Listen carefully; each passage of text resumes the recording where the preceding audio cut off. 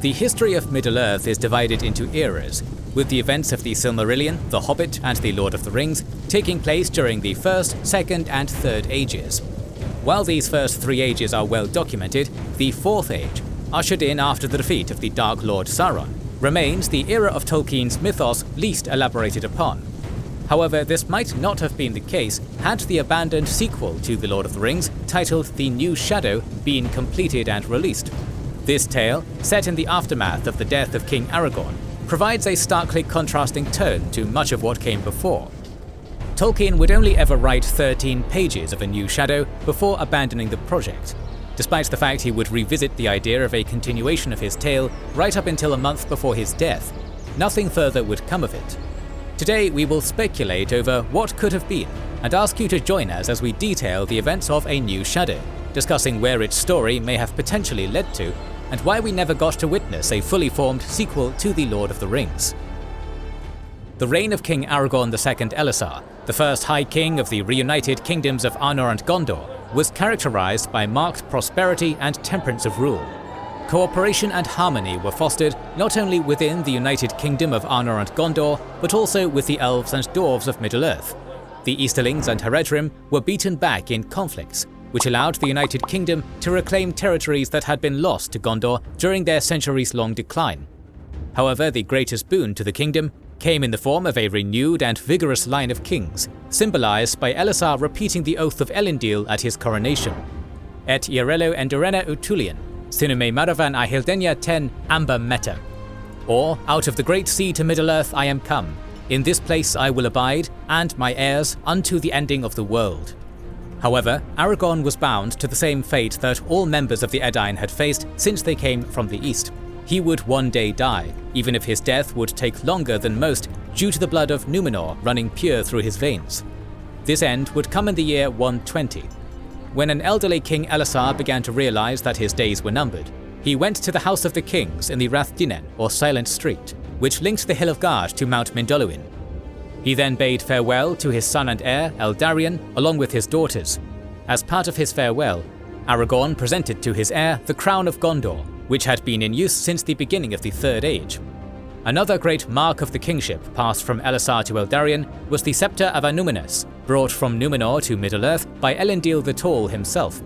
Arwen Undomiel would stay by his side until his death, and a year later, in 121 of the Fourth Age, she herself would die of a broken heart at Carin Amroth in Lorien.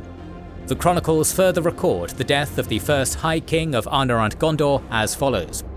A great beauty was revealed in him, so that all who after came there looked on him in wonder. For they saw that the grace of his youth, and the valour of his manhood, and the wisdom and majesty of his age were blended together. And long there he lay, an image of the kings of men in glory undimmed before the breaking of the world. Upon the beginning of his reign, a great burden was placed upon Eldarion, for how could one match up to a member of the Fellowship, a leader held in unparalleled esteem by all with whom he had come into contact? However, Eldarion was not without his advantages. He was a third-generation half-elf, and although he was not immortal, many gifts were bestowed upon him that would prove useful throughout his reign. He enjoyed a slow maturity and long-lived youth, such that when he ascended to the throne at the age of 60, he maintained the appearance of a 20-year-old. The chroniclers record that he was full ripe and ready for kingship, a condition necessary for the ruling of the main power of its day. It was foretold that Eldarion would take up the mantle of his fathers and rule over a great realm wisely, and that the United Kingdom would endure for at least 100 generations of men after him. However, it is not specified whether this meant 100 ordinary men's lifespans or those possessing the blood of Numenor. Indeed, from Eldarion would come the kings of a great many realms in the long days ahead. The son of King Elessar would rule until the year 220 of the Fourth Age, and it is during his long and peaceful reign that the New Shadow is set. However, there is a great degree of variance in the chronology of the New Shadow due to Tolkien's constant tinkering with the overarching story. Initially, the events of the New Shadow were set some 105 years following the defeat of the Dark Lord Sauron, but this was altered at a later date, moving the setting ahead by 105 years to year 220 of the Fourth Age, at the end of Eldarion's reign. By this time, Eldarion had ruled for close to 100 years, and despite the continued prosperity which the reunited kingdom enjoyed, a resistance of sorts had begun to sow its seeds within Gondor. This opposition to the rule of the son of the beloved King Ellis was centered around the emergence of the secret cult known as the Dark Tree. This obscure organization drew to it a number of misguided youths from amongst the Gondorian ranks. Its rituals would involve the worship of the two fallen Dark Lords, Sauron and Morgoth, which in and of itself draws parallels to the religion which Sauron had brought to Numenor in its dying days. This cult was linked to a term known only as Herumor, of which it is speculated to this day whether this was a person, a concept, a code word, or an alias. Whichever the case, during the events of the New Shadow, the term was muttered with increasing frequency against those who secretly opposed the rule of Eldarion.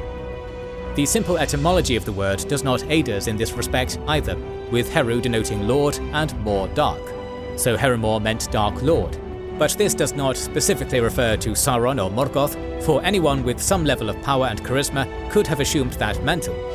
In this period, when the existential threats of the day had effectively been subdued, the next reasonable conclusion would be that this Herumor probably came from within the reunited kingdom. However, anything beyond this level of deductive reasoning would serve as naught else but conjecture, for which we are unlikely to ever receive a definitive answer in the affirmative or the negative. The New Shadow centers around a man of Gondor named Borlus, who came from a mighty lineage and was the son of one of the great unsung heroes of the War of the King. Borlus's father, Beregond, once served as a guard of the citadel. During the siege of Gondor and the Battle of the Pelennor Fields, he had taken decisive action at the urging of Peregrine Took to save Faramir from the demented steward Denethor.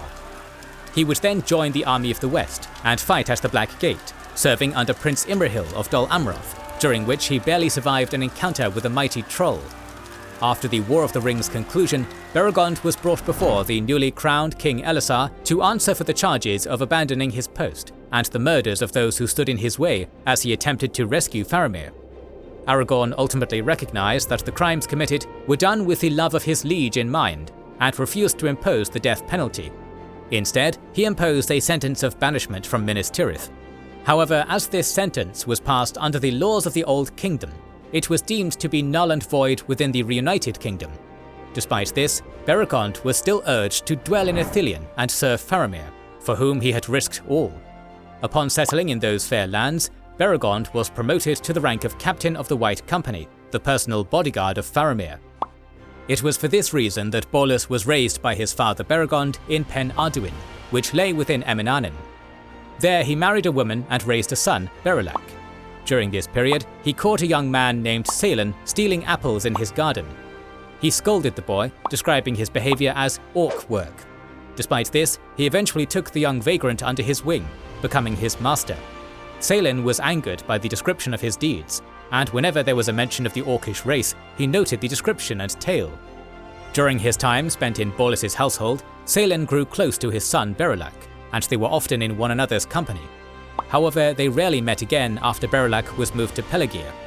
There, Berilak would write to his father, telling him of disappearing shipmen and small vessels at the fleet, hinting at a growing threat to the kingdom. Salen would one day disclose to Borlus the existence of a sinister cult known as the Dark Tree. Following this disclosure, he urged Borlus to meet with him at night. It is unknown what the purpose of such a meeting would be. However, the young man of Gondor told his master that he would be robed all in black for the meeting. This is, unfortunately, where the draft we have access to ends. This brings us to the question at the core of this story. Why did Tolkien choose to abandon this tale? In a letter written to Colin Bailey in May of 1964, Tolkien wrote as follows: "I did begin a story placed about 100 years after the downfall, but it proved both sinister and depressing. Since we are dealing with men, it is inevitable that we should be concerned with the most regrettable feature of their nature, their quick satiety with good, so that the people of Gondor in times of peace, justice and prosperity would become discontented and restless, while the dynasts descended from Aragorn would become just kings and governors, like Denethor or worse. I found that even so early there was an outcrop of revolutionary plots about a center of secret satanic religion, while Gondorian boys were playing at being orcs and going around doing damage. I could have written a thriller about the plot and its discovery and overthrow, but it would have been just that, not worth doing."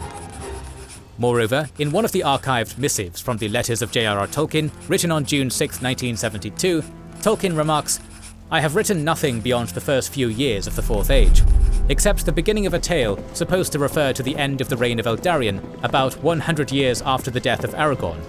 Then I, of course, discovered that the king's piece would contain no tales worth recounting, and his wars would have little interest after the overthrow of Sauron, but that almost certainly a restlessness would appear about then, owing to the inevitable boredom of men with the good.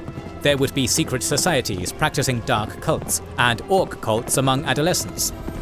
The above letters explain Tolkien's mindset in abandoning the new Shadow, and elaborate on why this tale would not have worked in practice, for the intense cynicism inherent within the tale's beginning runs counter to all that has come before. The inevitability that a world run by men will decline within a mere century of the rule of the greatest scion of the line of kings simply did not sit right with the author, and ran counter to the themes of hope and optimism in the face of the ever-encroaching darkness which lies at the heart of Tolkien's work. For the day will come again, as Húrin once told us, and for the return of the light following one of Middle-earth's darkest epochs to be simply cast aside would serve as a rejection of all that came before, rather than any meaningful addition to the mythos. Tolkien had lived through much, and when looking upon the world he had created, and envisaging such a rejection of what so many had fought so long and so hard for, it is understandable why he did not want to tell the story which lay at his fingertips.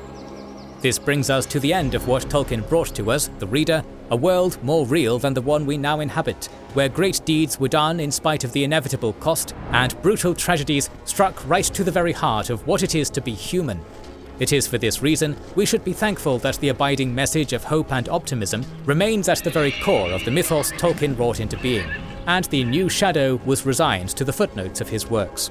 There are many more tales to tell within the world of Middle-earth, but in the meantime, we are planning to cover the battles of many other fantasy, sci-fi and space opera universes, so make sure you have subscribed and pressed the bell button.